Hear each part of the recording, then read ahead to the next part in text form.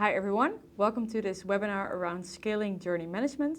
Today I'll take you through what the process of scaling looks like and what our best practices are that we've seen at our clients. But before I do that, I want to get back to our customer experience management promise framework. As you know, we say that customer experience management requires a layered approach. You need to manage the experience both on brand level, on journey level, channel level, and in the end also connected to your operations to make that customer centric. If this pyramid is new to you, I would recommend to pause this video, go to our video that explains the pyramid, and then come back to this journey management video. So if you see that this is our promise framework, how does journey management fit in? Journey management is basically here. So it is the vehicle to connect all the layers. Journey management is where you design the innovations that you want to implement that make sure you deliver on your brand promise, that your customer-centric operations are active, and that's why it's also so much in the middle. You can see in our promise framework that customer experience management requires more than just journey management, but we do see that journey management is the vehicle to innovate in a customer-centric way. That is a bit about where journey management belongs in customer experience management, but now I'll take you through how do you then scale this practice. I'll go through three things. I know that this is not a webinar about what journey management is, but still I'm going to start defining with you guys what it is to make sure we're on the same page. Then I'll go into the process. What does the process of scaling look like and who do you need in this process? And finally, I'll share our best practices and some of the lessons we've learned at our clients. Starting with this classic representation of the triple diamond, as maybe you know it, this is how we represent how you map and improve journeys. You do research. Typically you interview your customers in a qualitative way. Maybe you do some quantitative research to make sure you got your insights where you map the journey. Then you come up with your opportunities. What opportunities do we have to improve? You prioritize those and come up with solutions. These solutions are again then validated with customers and the business case is being made, and then you have your ready made innovations, optimizations, and quick wins for your customer journey. That is how the journey mapping and improvement process looks like. Some of you, as I said before, might know it as the triple diamond. Journey management is basically the line that's connecting here in the bottom that makes this continuous. That brings me to the definition of journey management. Journey management is the ongoing practice of researching, measuring, optimizing, and orchestrating customer journeys through deep customer insight, a clear journey framework, and a standardized way of working. So it's basically this loop that you continuously do that with all the journeys you have at your company. I also know that definitions usually don't say that much about what it actually is that you're doing with journey management. So we visualize, what do you do with journey management?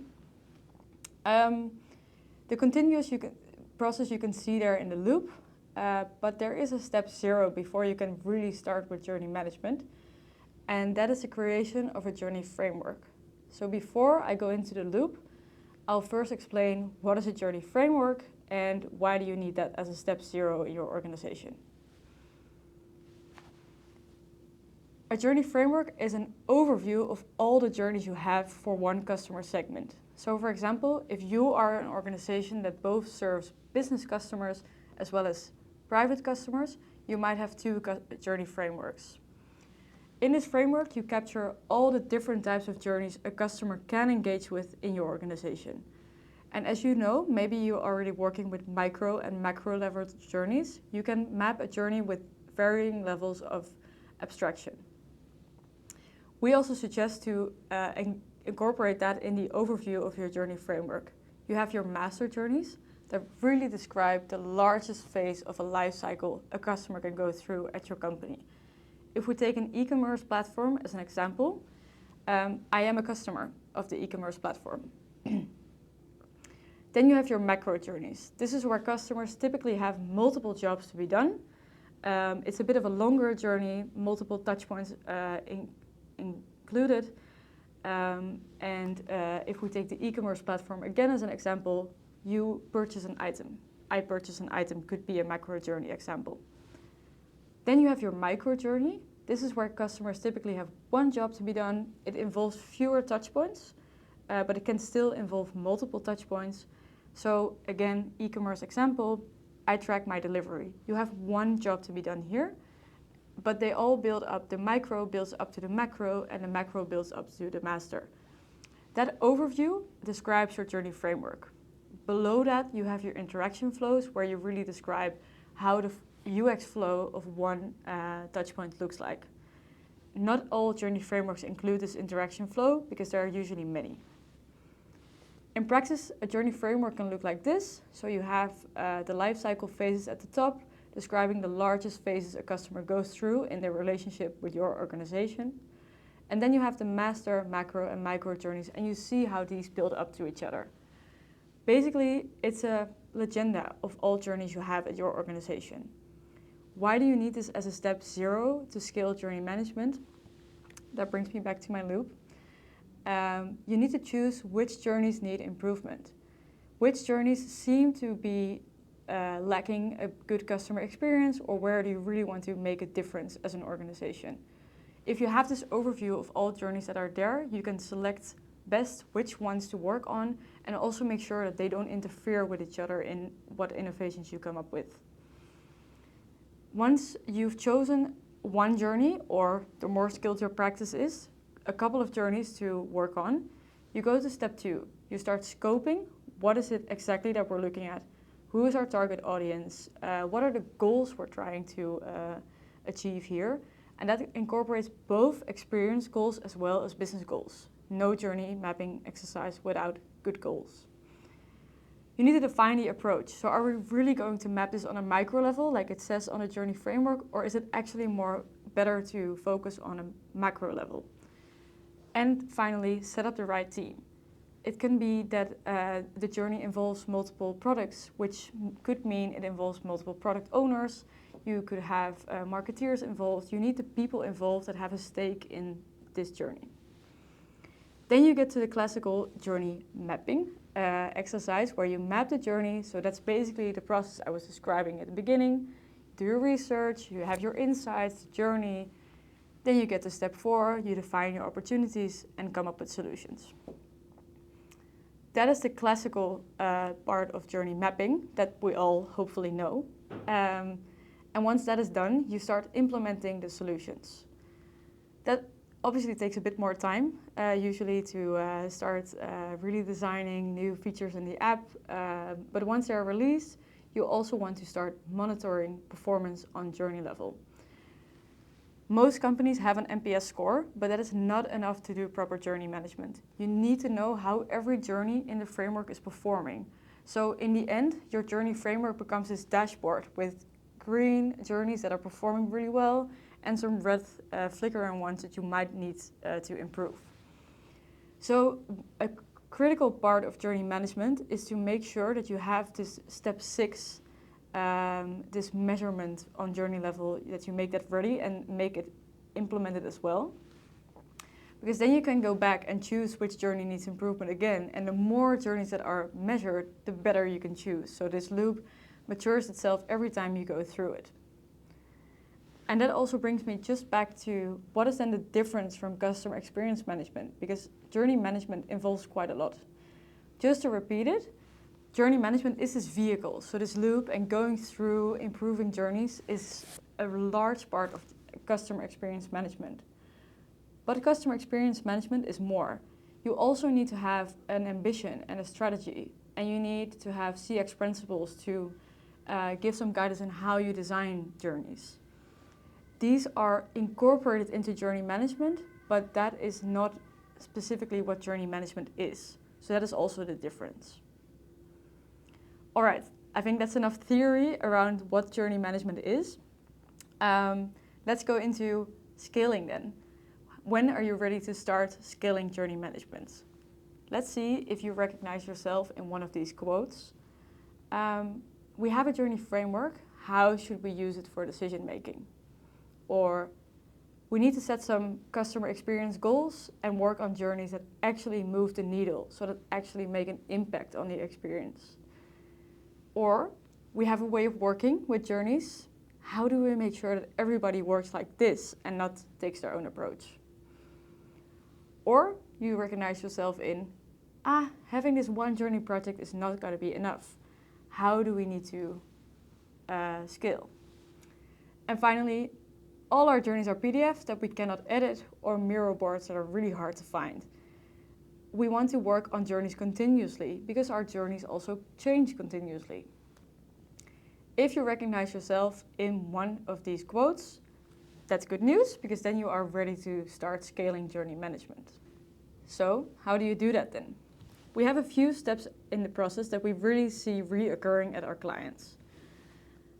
Typically, it starts with you have a few journeys mapped. You don't need to have this, but we see that there has been some kind of proof that journey mapping is a good exercise. There's some enthusiasm in the organization. That is usually a good starting point to start scaling. So some people are convinced that we need to do this at scale. Then you need to standardize the way you work on journeys. So in a lot of organizations, when you ask, do you know what a customer journey is? They all show you or tell you that it's something else. If you want to scale the way you map and improve journeys, you need to standardize the triple diamond or the flow you go through to do this. And what we usually do at clients is to capture this in a playbook, so in a way of working. With that also comes choosing a tool to work with. So of course we are a fan of Dedu. It's a tool made for journey management. So it's also the best tool to work with in our opinion, but you can also do it in other tools or even in Miro. Just make sure that there's a central place where all journeys are found. Then you're going to design your journey framework, do the exercise of what journeys do we have. You see an example here in the bottom, make the overview of all the journeys a customer can engage with in your company. From that framework, you go into the loop that I was describing before. You ship off multiple teams to start mapping and improving journeys.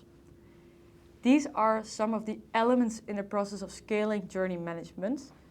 Having that said, the order is different in every organization. It could also be that you have a few journeys mapped and then you realize we want to know how journeys connect to each other and then build your journey framework. Then have a few teams working on journeys. Learn from those teams how they are working the best way, capture that in the playbook, and then choose a tool. It could also be that getting Dedu is the first thing you do in your organization. That is all possible. There's just not one way to scale journey management. However, as I said in the beginning, these are some of the elements that we see so often and that work so well that we do say these are the ingredients though. Then if you see this and you say, all right, that looks good, I want to start, who do I need to do this? Because it's not a thing you do yourself, journey management, you typically have more people involved. So here we have a representation of the journey management organization. When you see this, you can see that I'm describing 3 teams here. It doesn't need to be teams specifically. If you're a smaller organization, teams can be individuals or the centralized CX team and the journey team can be one. I'll explain you a bit about what they do and what they are. So you have a centralized CX team. They're the ones that own the methodology, so they own the way of working. They typically also build this way of working, and they also build and own the journey framework. So they're kind of laying the foundation of journey management. And then they orchestrate the journey work based on metrics, preferably, of course, based on metrics. And then you have the journey teams, and they're the ones that are using the journey, the playbook way of working, and they find and prioritize opportunities and solutions. So that's their job. So you can see in the loop that they come in this journey mapping exercise. And then you have the executing teams. They're the ones that are implementing and designing the solution that we come up with from the journey. So they are the ones making sure that the impact is actually realized. As I said before, here they are described as 3 individual teams, but of course there can be multiple journey teams. If you pick up 10 journeys at the same time, you can have 10 journey teams. If you only do 2 in a year, you can have the centralized CX team together with the journey teams. The executing teams also typically play a role in the journey teams because it's good to have some people who implement the solutions in the journey teams. Let's look at what the goals of each team are. The goal of the centralized CX team is to scale journey management. So here are the people that have a stake in wanting to map and manage journeys at scale. They're the ones that operationalize the journey framework. So once they build it, they make sure it's being put into practice by putting it in a journey management tool, and they monitor the performance throughout the framework. Centralized CX teams also cultivate the why of journey management. They could do a lot of trainings, give training throughout the organization, give a lot of presentations to inspire people of why we need to engage with journey management. They're a bit like the evangelists of journey management. And finally, they need to make sure that the journey teams can operate smoothly. They're the ones who wrote the playbook, so they also need to take responsibility and make sure that we can work with it smoothly, or at least as smooth as possible. The journey teams, they're responsible for mapping journeys based on customer insight. They need to make sure the research is being done and that this insight is turned into solutions and being prioritized into solutions with the most potential to make customer experience impact, but also has good business value. Journey teams also need to make sure that the work they do is connected to internal processes. There are many people working on improving the organization's services every day, so you need to make sure that the work of the journey team connects well with what the others are doing in the organizations and that it's not conflicting. Typically, we also see that journey teams make sure that every journey that's being mapped is also becoming measurable. This can be done in collaboration with the centralized CX team, and of course the executing teams will make sure the actual data is going to come in. The executing teams have the goal to make concepts go live and validate them with customers, and they need to make sure that the insights, that journeys are being made measurable, so that the data is coming in from the solutions that are being implemented. Of course, these teams work closely together, but they each have their own goals and responsibility to make it clear who's working on what. This is a bit about the process of scaling journey management, as well as who do you need and what their goals are. Now I want to share with you some best practices, things we've seen at our clients that have worked really well that I want to share with you so you can learn from them. First one is about journey framework. Once you have a good draft of your journey framework, validate it with the business and your colleagues. Why? It's really hard to operationalize a framework that people don't recognize themselves in. The more you're starting to use the journey framework to choose what journeys you're working on, the more people in the organization that will see it. And if they don't see their work in your framework, it's going to be hard to get support. So we suggest that once you have a good draft, validate the lifecycle phases as well as the master and macro journey level. It's okay if the micro journey level continues to change, but the master and macro level are more hard to change once you've started working with the journey framework. So validate it with people that own a larger part of the portfolio. So in some organizations, these are business owners, in others, these could be other people. But people that manage a larger part of the proposition are good to have on board with your journey framework. Once you've done that, turn it into a living document. Journey frameworks are really nice as PDFs, but if you want to start managing and monitoring the framework, it's easier to put them into a tool like Daydo. There you can start to observe how many opportunities do we have in this lifecycle phase, how many solutions are we working on, how many insights do we have, how many journeys did we actually map in this phase.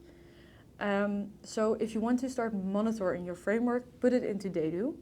And then, really practical but really important tip, think about how you want to map master, macro and micro journeys and set the templates in Daydo and make them ready to use. You cannot map a journey and then apply a template to it. It's going to save you a lot of time if you think ahead and schedule how journeys should be mapped. Best practice number 3, last one about journey framework. You need to standardize the way you prioritize from the framework. And in this standardization, you need to mix between master, macro, and micro. I'll get back to the master, macro, micro. Let's first talk about prioritization. You need to choose how you pick the journeys. So you can, for example, think about criteria such as, does it align with the business strategy?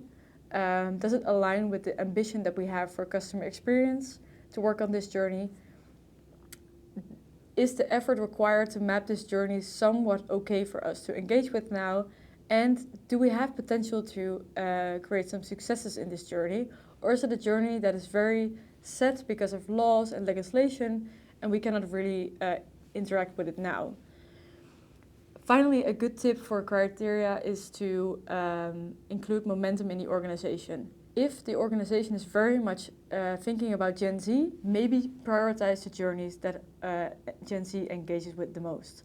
It will help you to get support for why you're choosing the journeys. And you need to standardize the way you choose these journeys according to these criteria and align that with senior stakeholders in the business so they support your work and they will go along with what the journey teams are doing. Then, how do you get a mix between master, macro, and micro, and why do you need it? Just observe when you are choosing journeys. Are we only picking micro journeys or are we only picking master journeys? You can just see it in the framework when you're prioritizing. You need to do it because if you only choose journeys on micro level, you're going to get very specific ideas for improvement. The journey teams can move faster because the scope is a bit more clear and smaller, but you will only get micro improvements. And you also need to engage with master journeys because that's where you find the strategic opportunities that will make the bigger impact on the experience. On the other hand, master journeys do generate some more abstract concepts and larger things to work on. So it's nice to have this mix of more concrete improvements for experience and the bigger ones, the bigger fish to catch to really create better experiences. Let's move on to best practice number 4. This one is about the way of working. A playbook is useless unless you train people how to use it. At a sense, we write many playbooks. We capture the way of working through piloting the way of working and then writing it all down on how to work with journey management. But people don't just pick up a playbook and start working with it. You need to help them to familiarize themselves with the content, to give them the confidence to work with it, and then also help them to make it their own. So you need human capacity to train people with the playbook. So do not let the person who writes the playbook go once it's finished. Keep them in the team to make sure that they can offer the guidance to the journey teams. And having that said, you also need to keep some flexibility in the way of working. But you also need to keep the quality. So we suggest to have a few non-negotiables in the way of working. Every journey project will turn out to be slightly different, and every business goal or experience goal might need a slightly different approach than what the playbook suggests. So it's fine for teams to make the decision and to go with their gut of what fits their project in the best way. It's also good to give them the freedom to do so. But to keep the quality, it's good to agree on a few non-negotiables that could be seen as milestones. An example of this could be no customer journey without research. I'm a big fan of this one because if you don't have this non-negotiable, you might get journeys that are still mapped inside out instead of outside in, and that's not what we want. Another one could be all journeys have to be captured in Dedu. If you put in a lot of effort to pick a tool, then we really suggest use the tool and force people to use it. Otherwise, you cannot start to manage from the tool. Another non-negotiable could be to make it mandatory to do a pitch to the executing teams to ensure that there's a proper handover from journey team to executing team and that the work doesn't go to waste.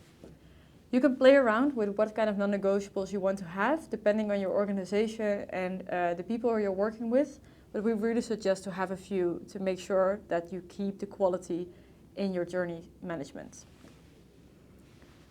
Another really important best practice, this is number 6, for scaling journey management, is that you need to start standardizing the way you prioritize both opportunities as well as solutions. You need to do this because you need to be able to compare journeys and opportunities with each other to make sure that, for example, the IT backlog is usually really packed. The backlog is a long list and you need to prioritize which solutions can be implemented. If you have 10 journey teams working on journeys and they're all coming up with solutions, you need to be able to see which journeys will actually have the biggest impact on experience and are feasible to implement. And to do that, you need to have these accesses in a consistent way. So we say for opportunities, you need to do this on customer value as well as business value. And on solution level, you do this on value and then effort. You cannot really score opportunities based on effort because you don't really know what the concrete solution is yet. How do you do this? Best practice number 7, we suggest to create scorecards or at least set up some criteria that are consistent across journeys. That, for example, describe how do you score on customer value. The more specific you make these, the easier they are to answer and the more you can remove subjectivity. So, for example, a customer value that says is likely to improve NPS is quite subjective still. A question such as, will this opportunity make it easier for customers to complete their job, is easier to answer yes or no to. So make sure these criteria are specific and easy to answer. And on business level, for example, does this opportunity fit our brand position, the way we position our brand in the market, or does this opportunity have the potential to lower costs or to earn us more money? Those are business values. Have these both and make them set across journeys so you can compare across journeys. And if you have DEDU, you have the opportunities matrix and you can really have a beautiful overview of all opportunities you have in one journey framework. That brings me to best practice number 8. Scaling journey management means ensuring governance on all layers. You can start scaling journey management from any layer, that's fine. You can be in channel level, like for example Eneco and Rabobank are, or you can start working on brand level like Bol is. It doesn't really matter, as long as you make sure that you connect with the other layers. So if you are, for example, from the UX department, make sure you connect with the marketing team about the brand level. And if you're working more on brand and from the marketing department, make sure to connect with the product owners and the proposition owners on journey and channel level. And even with the employee experience. You can start from anywhere as long as you don't work in isolation. And that is because I started this story saying that journey management is the vehicle to deliver across the pyramid. So you also need to engage with everyone across the pyramid. These were the best practices that I wanted to share with you. We also have a few discussion points that we see reoccurring at clients that we don't really know how to figure out yet, but I still think they're valuable to share with you so you can engage with us in the discussion on how to solve them. First discussion point, operationalizing need-based profiles in journey management seems a little complicated. So maybe you have your skeptical Theos and your open Averys as beautiful, validated needs-based profiles. How do you make sure that these personas come back in all the journeys that are being mapped across the framework? Pretty hard. Why is that? Because if you, for example, pick up a micro journey and you say, okay, we have one customer segment, we're just gonna do 6 interviews.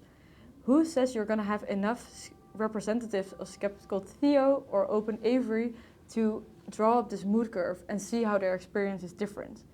That's not a guarantee. So we see that drawing up this mood curve, especially for micro journeys where the research you do is likely smaller, is quite hard. What you can do is when you get the insights and you have an insight that really represents skeptical Theo, tag the persona in the insight. So you still make your need-based profiles, turn them into living people in your journey management practice. If you have answers on how to draw up the mood curve with smaller research groups, we would love to hear it. But for now, we suggest to stick to the insights. Second one and last discussion point is getting to solution implementation is not easy. IT backlogs are always packed and it's really hard to get on the top of the list. So we suggest to include IT early on to make them ambassadors of your solutions. For For example, if you have a blueprint session where you're going to design the to-be blueprint for your solution, ask them to join so they become ambassadors and they start believing in your solutions, take them along in your insights, in your journey, in your way of thinking. So they will start pitching the idea to their bosses and you get it up on the priority list. That's kind of an in-between best practice. Ideally, of course, you would engage with IT to transform the way they prioritize their backlog and include customer experience in this backlog. That's better, yet a bit harder to do. So in the meantime, we say, include IT early on, make sure that even before you start the journey project, there's already space in the backlog and capacity to work on the solutions, or include them during the process to make sure that they become ambassadors of the change and pick it up by themselves. If you are already transforming your IT backlog, we would love to talk because it would be great to experiment with how this could work.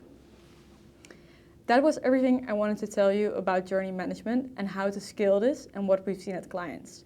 Because as I said, and I started this story with, it's the vehicle for better experiences and to connect all the layers with each other.